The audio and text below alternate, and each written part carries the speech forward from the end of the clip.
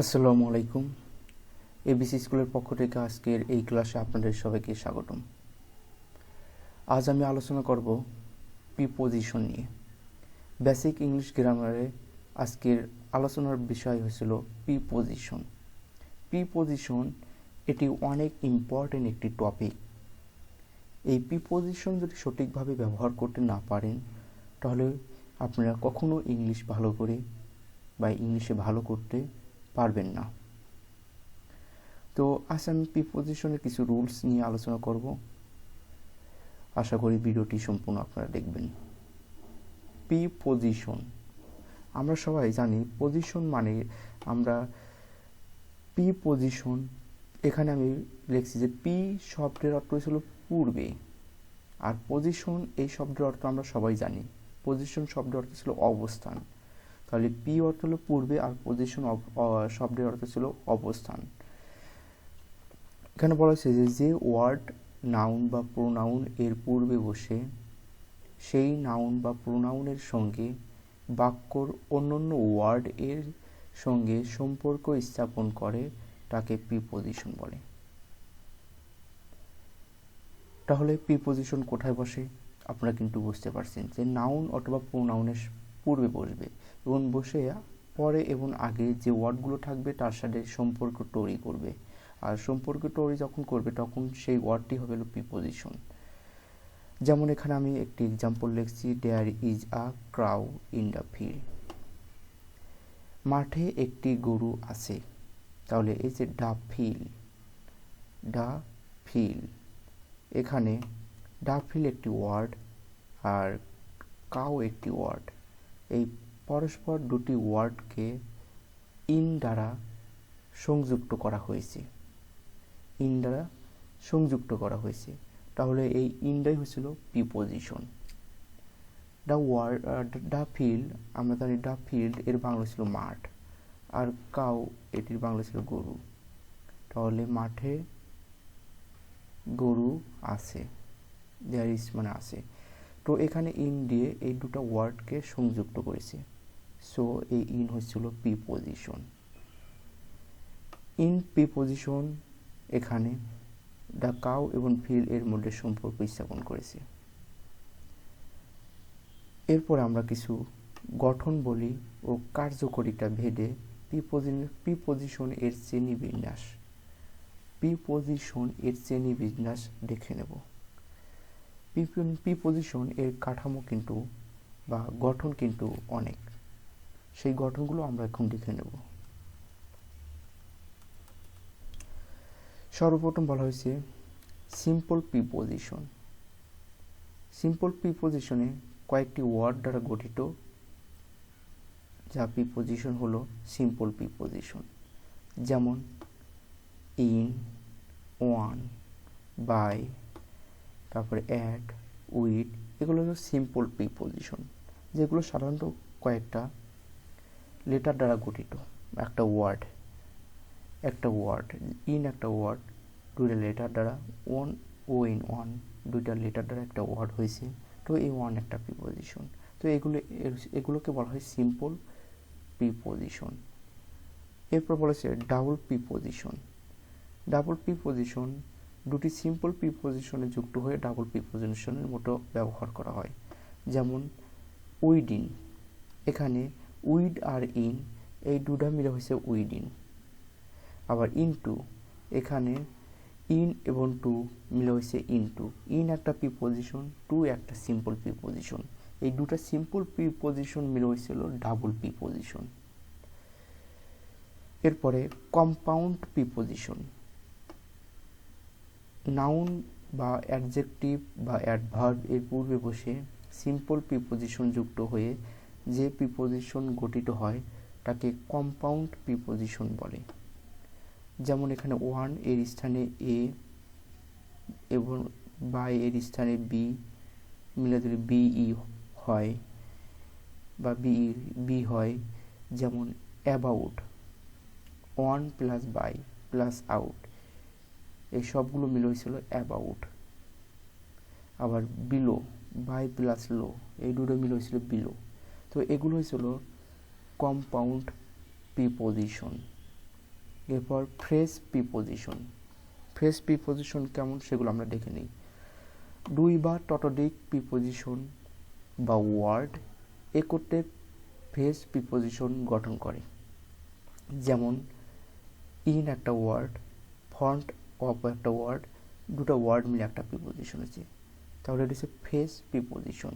কারণ in font, এখানে font একটা ওয়ার্ড, অফ একটা ওয়ার্ড, পরস্পর দুটো ওয়ার্ড মিলে বা দুইয়ের অধিক ওয়ার্ড মিলে একটা ফ্রেজ হয়।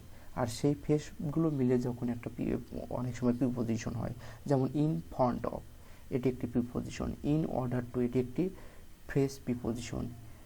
তো এরপরে 5 number participle preposition. Participle preposition কেমন? পার্টিসিপল অফ ভার্ব বা প্রেজেন্ট অর পাস্ট কখনো কখনো প্রিপোজিশনের মতন ব্যবহৃত হয়। যেমন এখানে বলছি I saw the people walking past him. তো এখানে আই স দ্য পিপল, আমি মানুষগুলোকে দেখেছিলাম, ওয়াকিং হাঁটছিল, পাস্ট হিম তার সাথে হাঁটছিল। তো এখানে এই যে পাস্ট, এটি একটি preposition, past participle preposition.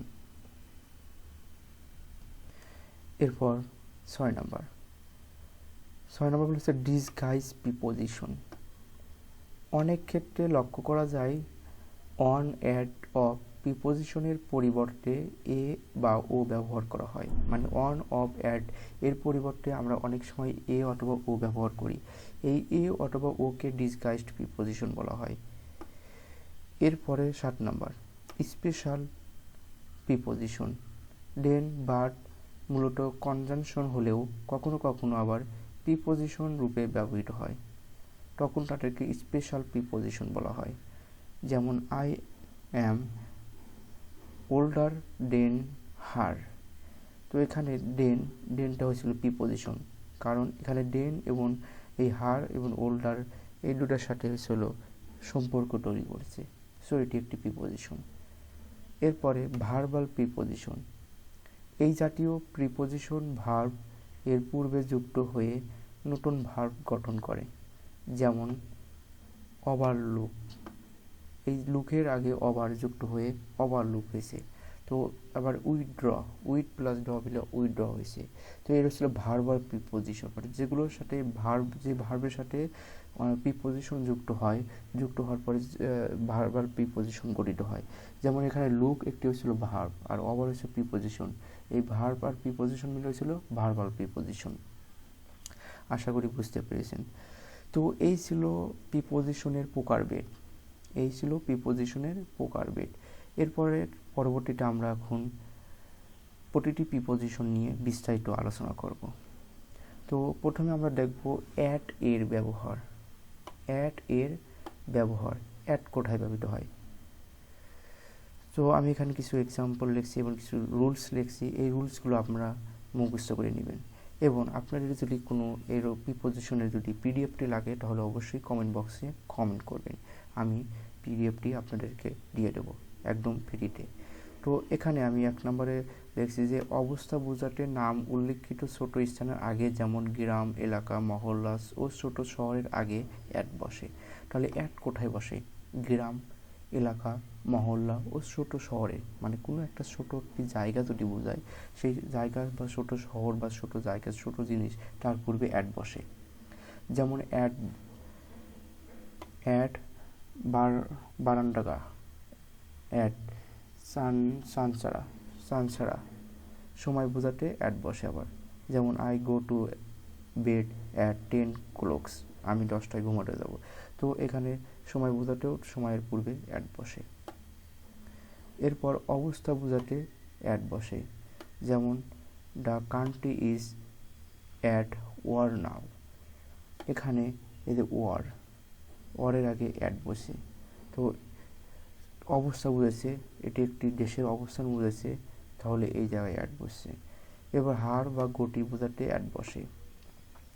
এফটার was driving the car at 10 km/h, যে 10 km/h মানে 10 কিলোমিটার বেগে চলা, এটি একটি গতি বোঝানো হয়েছে, যার কারণে এর পূর্বে অ্যাড বসছে।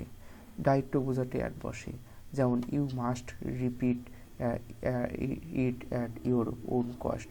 এখানে ইউর ওন কস্ট মানে আপনার দায়িত্ব বোঝাচ্ছে, তাই ইউর আগে অ্যাড ব্যবহৃত হয়েছে। এরপর দূরত্ব বোঝাতে অ্যাড বসে, যেমন বারগানা is at 10 kilometre from here. এখান থেকে 50 কিলোমিটার দূরে। তো দূরত্ব বোঝানো হয়েছে, যার কারণে এর পূর্বে অ্যাড ব্যবহৃত হয়েছে। বয়স বোঝাতে অ্যাড ব্যবহৃত হয়, যেমন হি লস্ট হিজ ফাদার, সে তার বাবাকে হারিয়েছে অ্যাট 10 মানে 10 বছর বয়সে। তাহলে এই 10 দ্বারা বয়স বোঝানো হয়েছে, যার কারণে এর পূর্বে অ্যাড ব্যবহৃত হয়েছে। তো এর পরবর্তীতে আমি পরবর্তী ক্লাসে পরবর্তী যে প্রিপোজিশনগুলো আছে এই সকল প্রিপোজিশন নিয়ে আমি বিস্তারিত আলোচনা করব। তো আজকে ছিল এই পর্যন্তই। আশা করি ক্লাসটি আপনাদের ভালো লেগেছে। যদি ক্লাসটি ভালো লাগে অবশ্যই ভিডিওটি শেয়ার করবেন এবং আমাদের এই নতুন চ্যানেলটি আপনারা সবাই সাবস্ক্রাইব করে সাথে থাকবেন। সম্পূর্ণ ভিডিওটি দেখার জন্য আপনাদেরকে অনেক অনেক ধন্যবাদ।